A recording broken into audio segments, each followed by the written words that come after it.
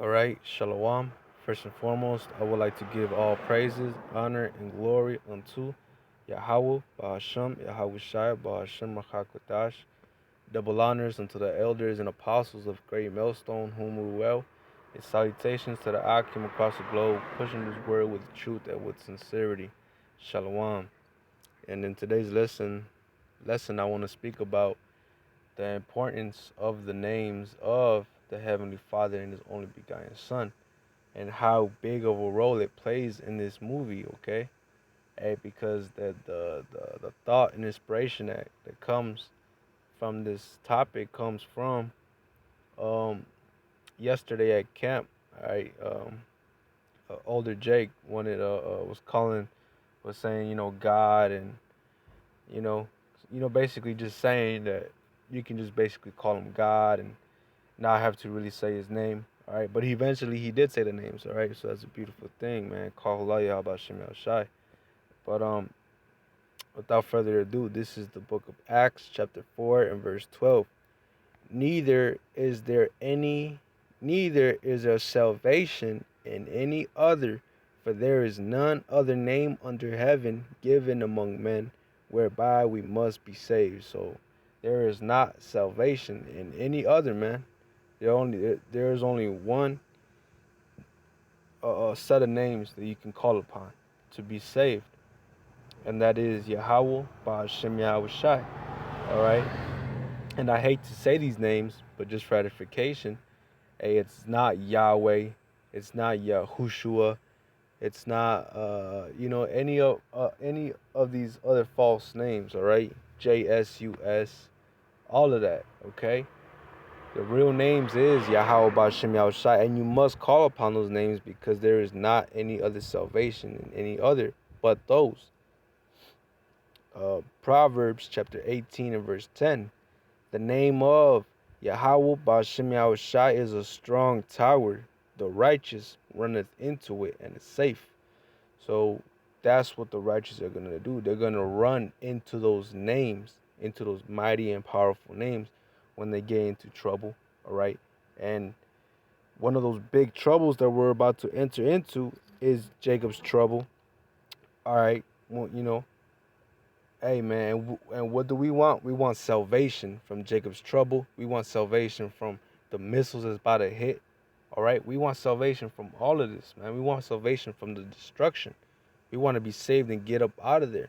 So what are we gonna do? We're gonna call upon those names, man. Okay, you're not, hey, because those names are important, right? If you're in the street and you call out, if you say uh Jose, and the man's name is George, he's not gonna look back and respond to you, man. All right, because you're not saying his real name. All right, and that's the importance of the names of Yahweh Bashem Yahushai, man. All right, because you're supposed to worship Him in truth. Okay, you're supposed to not only just say what you think is right in your own mind, but you're supposed to call upon his real names. Call upon Him in truth. This is the book of John, chapter 4 and verse 24. The Most High is a spirit, and they that worship Him must worship Him in spirit and in truth. Right. In truth, man. We must worship Him in spirit and in truth, man. And part of the truth and the spirituality of it is calling upon His names. All right, because when you say things in the Hebrew, it's more force, more spirituality towards it. Like the scriptures talk about, there's more power in speaking in the Hebrew tongue than speaking in any other tongue, any other language. All right. So we must call upon those names which are in the ancient tongue, in the ancient Hebrew, which hold a lot of force in it. Okay. All right. And it's not only just calling upon those names and hoping that you'll get salvation. Hey, man. All right. There comes more with it. Not just calling upon those names. You got to have faith. And having true faith is doing the works. All right. So everything goes hand in hand. This is the book of Matthew, chapter 7, and verse 21. Not everyone that saith unto me, Lord, Lord, shall enter into the kingdom of heaven, but He that doeth the will of my Father which is in heaven. So it's not just calling upon those names, which is very, very important, but it's also having the works, having the faith, doing the will of the Most High, doing the works, good works of Yahweh Ba'ashem El Shai, man. That also counts along with this walk.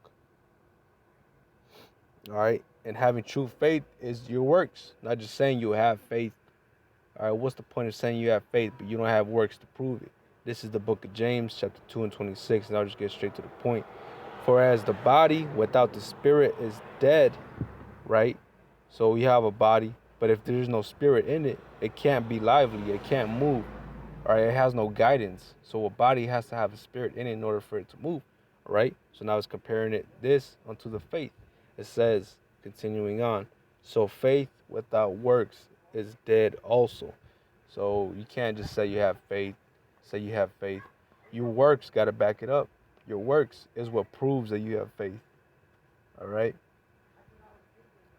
Somebody could say, I have faith, but they don't have works. And somebody can show their works and not even say they have faith, and they're the ones that actually have the faith, man. All right, because they're actually walking it and not talking it. All right, you know.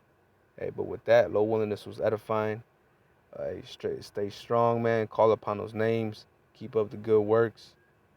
Low willingness was edifying. I'm gonna give all praise, honor, and glory unto Yahweh, Ba'ashem, Yahweh Shai, Ba'ashem, Rakakwadash.